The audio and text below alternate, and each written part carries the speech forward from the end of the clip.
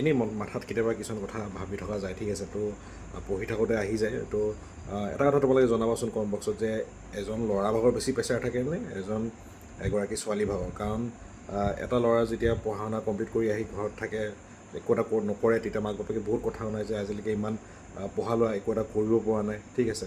তো ল'ৰা এটাই অট'মেটিকলি এনেও প্ৰেছাৰ লৈ যেতিয়া পঢ়ি শেষ হয় যে মই কিবা এটা কৰিবলৈ, ঘৰত কিবা এটা কণ্ট্ৰিবিউট কৰিবলৈ।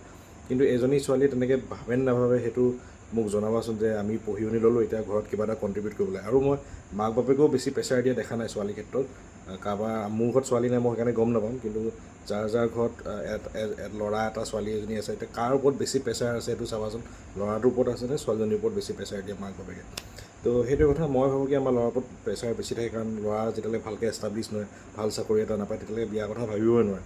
কিন্তু ছোৱালী এজনী ভালকৈ পঢ়া শুনা কৰি ল'লে মাক বাপেকে ভাবে যে ভালদৰে বিয়া দি দিম আৰু কাম শেষ। সেইটোৱে আছে।